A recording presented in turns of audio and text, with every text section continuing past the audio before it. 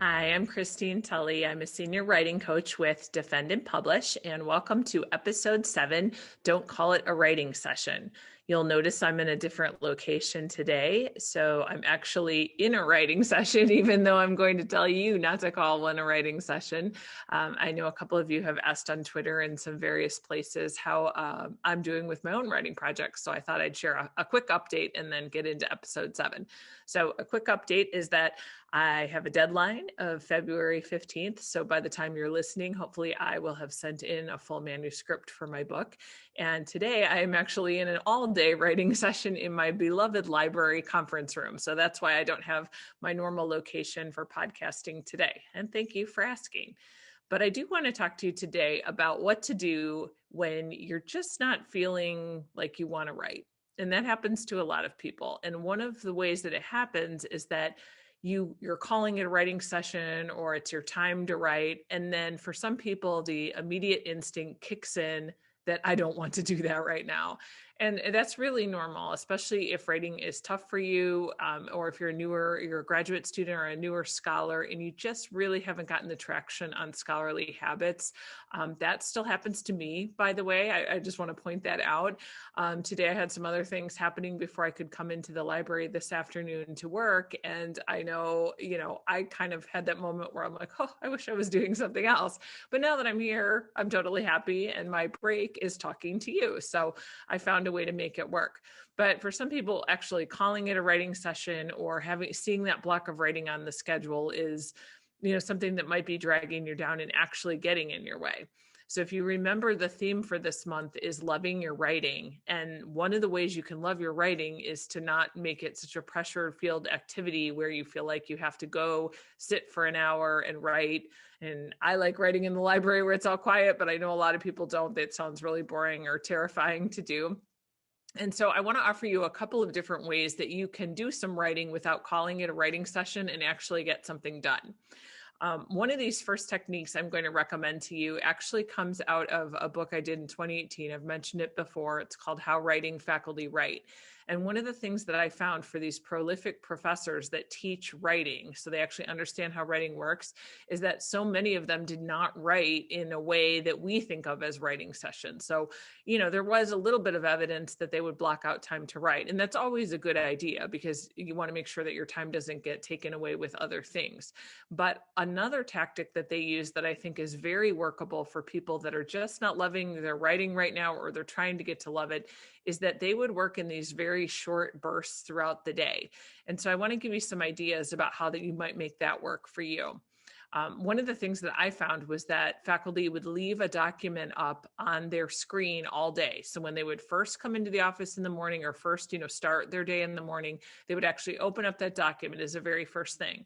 Then they would make a commitment to check it, say 4 to 5 times a day, and spend at least 5 minutes with that document during those sessions. So how that might play out in, I would say, a pre-pandemic time, you might look at your writing for a little bit before you go to class, spend 5 minutes on it, doing a little reading, maybe tweaking a sentence, maybe moving something around. You go to class, you come back, take a look at that writing again, think through a couple of other things you might change, maybe leave some notes of tasks you'll do when you have a little bit more time. Maybe, you go to another class or a meeting, lunch, you come back to it an hour or two, maybe even 3 hours later, and maybe you have a 20-minute block that you're able to work for a little bit. And then again, go off to do something else and then come back for a final swipe at it. And one of the ways they keep track of this, because I know every time I mention this in a writing workshop, when I'm using this as a tactic, people say, well, how do you know you've actually gone in there? Like, it seems like it's just kind of a bunch of fiddling around and it doesn't really count. And that's a great question, because there's a couple ways you can make sure that something happens. One, I like to just keep a Post-it on the corner of my laptop with hash marks. So the first time I looked at it, that's one hash mark. Second time I looked at it was a second hash mark. And the only limit I put on myself is I'm looking at it for at least 5 minutes. But 5 minutes is definitely long enough if you're just starting to write a little bit, to know that you don't have to write a very long time, but it's also interesting enough to you. And I think maybe you feel a little bit of a time clock pressure where you can at least tweak a sentence or add another piece of content in there or write some notes. And what this tactic is doing, and let's say you only do 4 sessions of 5 minutes apiece, that's 20 minutes of writing during the day. For one, you just had a writing session. Congratulations. You had 4 of them. They were short, but you had 4. One of the ways that this actually contributes to moving your writing forward is that if you do this, if you get in the habit of doing this every day or every other day, it does make it a little bit easier, because what tends to happen is, because you're having so much contact with your writing project, even if sometimes during that 5 minutes you're just reading and making a note like, I don't like how that sounds. Maybe that's all the time you had. But one of the great things about it is that frequent contact means you're training your brain to keep thinking about it, and that you'll keep working on it. So I had a really busy week last week where I had a chapter I knew I had maybe, 4 pages in there I just didn't really like. And that's how I tackled those 4 pages. I just left them up. And then in between running a couple workshops, and I had to go to a few, Zoom meetings and stuff like we all do, it was really easy to do that.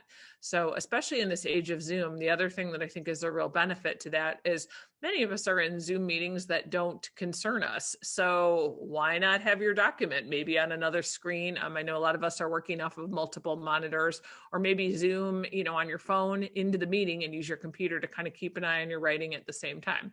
I'm not saying don't listen in your meetings, but I've used that tactic for years. For sometimes, meetings are information only, or there's a segment where it doesn't pertain to you.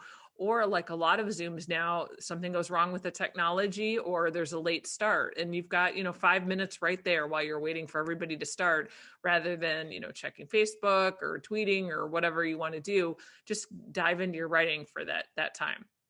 So another thing that you can do if you want, and this might make you feel really happy, is aim to have, say, 25 of those hash marks per week. So if you just draw a little, line on a Post-it every time you write, you can look, if you do them in sets of 5, you can say, I wrote 25 different times this week. It's very, very exciting to see that. And another thing about that is it kind of makes you want to add just one more 5-minute segment in there. Another great thing about it too is a lot of times you don't want to stop after 5 minutes, especially after having all this contact with your project, and you can stretch some of those into 10 minutes. So if you can do that, let's say 5 or even 6 times a day, you have written your hour for the day. It just doesn't seem like it in the way where it's a big event. I know I told you to make writing a big event, but it's in a way that it's a pressure filled activity. So just some ideas to think about there. Some other ways that you might consider doing this writing in a way that doesn't, let's think of the best way, that's not intimidating, or it's not something that you're dreading. One way to think about that a little bit is to take your writing somewhere else. So, you see people all the time reading a magazine at the bike and the gym, if you're going to the gym during the pandemic, or they might be trying to do another activity at the same time. So they might be, for example, like I said, riding the bike at the gym. You might be on a treadmill with something, propped up if you have exercise equipment at home. But that's another way that you can do it, because you're already exercising. And I know I've heard of this strategy many times from faculty. Faculty will say that they use, if they're going to walk on the treadmill for 30 minutes, they'll use 10 of that, the first 10, just to look at their writing, make some notes, or at least read it while they're on the treadmill or on the bike. And then they'll be able to watch TV or whatever else, listen to music, whatever else it is, as a reward afterwards. So those are both strategies I think that can help have you dip in and out of writing during the day. A third one I might consider suggesting to you is that I've mentioned in a previous webinar that we've done about that I use the InkPad app, and this is available for PCs, Macs, it's laptop, it's phone. You can get it on anything. This is called InkPad app. I'll put it in the notes. It looks like a yellow legal notepad. But what I use this one for is for those moments where I really actually don't want to write. I physically don't want to do it. And that for me, especially trying to finish off a book in 2 weeks, has been what's happening. My fingers are just tired after spending, time at the keyboard. So what I'll do is just go into a quiet room, click the little microphone on the InkPad app, and dictate notes to myself. The great thing about InkPad is that then you can share them with your email. And when you do, it turns all of your words into text, which is very easily copied and pasted into Microsoft Word. So in the show notes, I'll provide some pictures of what that might look like. And I think one of the ways that we think about using InkPad in that way is that using your voice is a good way to talk yourself through some ideas. So I'll even say things that I'm not sure I'm going to actually keep in the wording. I don't try to get the wording right, but my point is that I just want to capture some of that. And because most of us can talk faster than they can type, although I'm sure there's some fast typists, but most of us can do that.